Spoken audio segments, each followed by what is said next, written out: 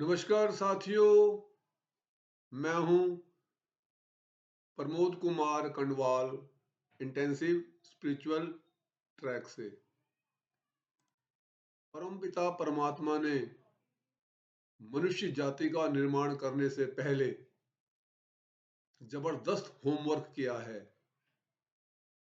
उनके द्वारा बनाए हुए डिजाइन तथा निर्माण में कोई ना कमी निकाल सकता है और ना ही वैसा निर्माण कभी भी कर सकता है।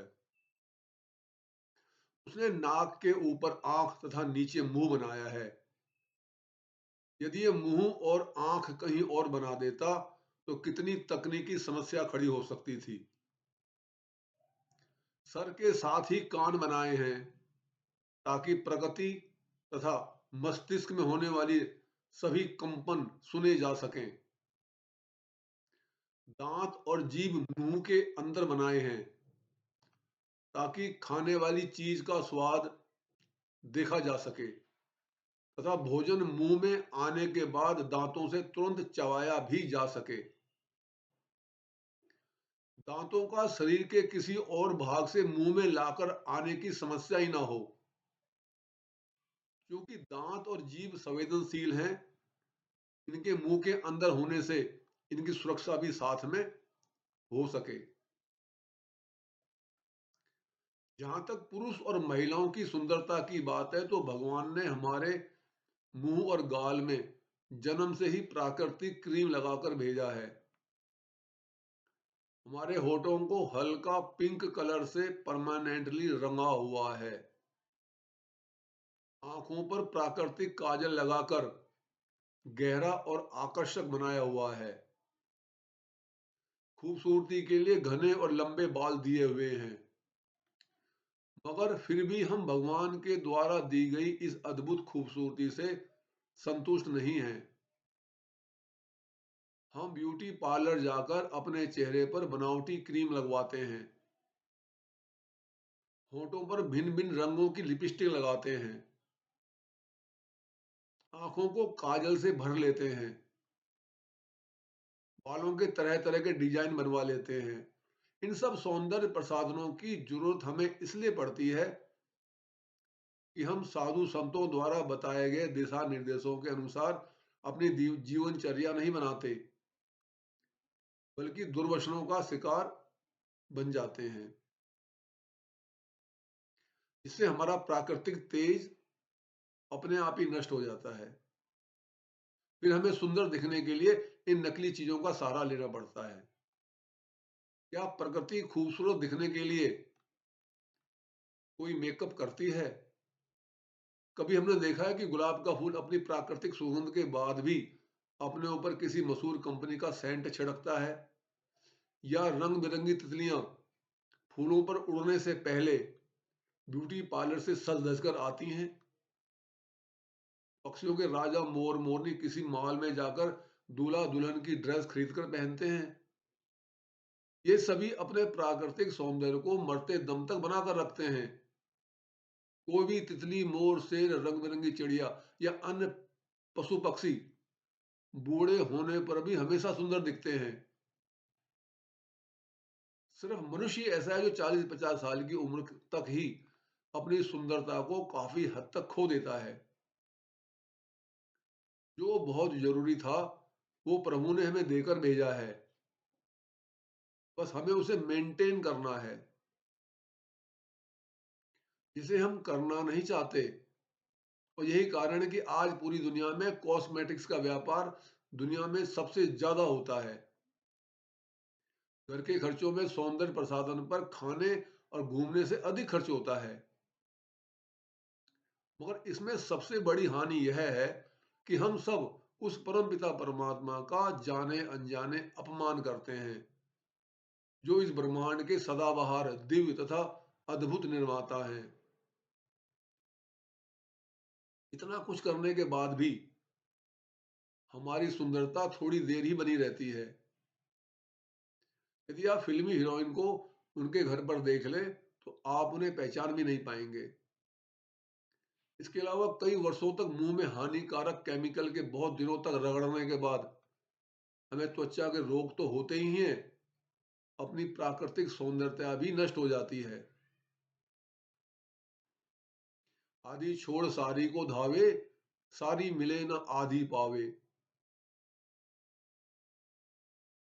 दुनिया का 8वां आश्चर्य धर्मवीर की जोड़ी नहीं है, बल्कि वो ये है कि जो परमपिता परमात्मा 24 घंटे हमारे साथ है, जो हर क्षण हमारी रक्षा कर रहे हैं, जो हमारे भीतर एक दिन में 21,600 बार सांस ले रहे हैं, हमारा खाना पचा रहे हैं, हमारा मल मूत्र बाहर निकाल रहे हैं, धरती के द्वारा हमें हर समय आश्रय दे रहे हैं, सूर्य द्वारा धरती की फसल उगा रहे हैं, सारे ऋतुओं का सुख हमें दे रहे हैं, हम देख पा रहे हैं, चल रहे हैं, खा रहे हैं, सारे आनंद उठा रहे हैं, सोते समय भी हमें जिंदा रख रहे हैं।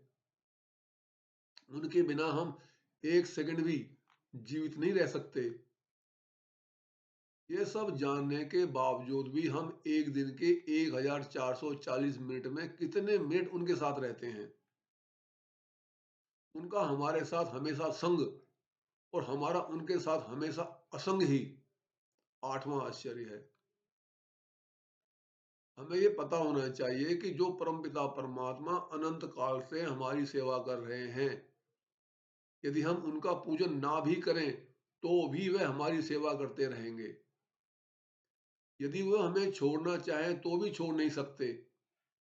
यह उनकी मजबूरी है, क्योंकि अनंत कोटि ब्रह्मांड में ऐसा कोई स्थान नहीं है जहां पर वो स्वयं उपलब्ध नहीं है।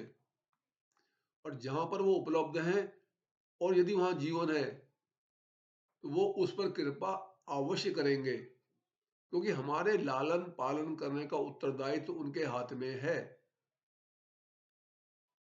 अब प्रश्न ये होता है कि जब सब कुछ उन्होंने ही करना है और हमें छोड़ भी नहीं सकते, तो फिर हम उनको क्यों याद करें?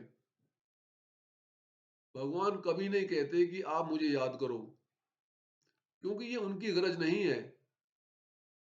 ये तो हमारी गरज है कि हम उन्हें याद करें। वे हमेशा हमें जीवित तो रखेंगे, सभी मूलभूत आवश्यकता भी हमारी पूरी करेंगे, मगर हम कभी भी शांतिपूर्वक तथा आनंद पूर्वक जीवन उनके बिना नहीं बिता सकते, क्योंकि प्रकृति के अंदर आनंद तो दूर रहा, सही मायने में सुख भी भरपूर नहीं है। उनके लगातार सुमिरन के बिना हमारी जिंदगी हमको हमेशा भयभीत, चिंतित, तनाव मुक्त तथा दुखी रखेगी।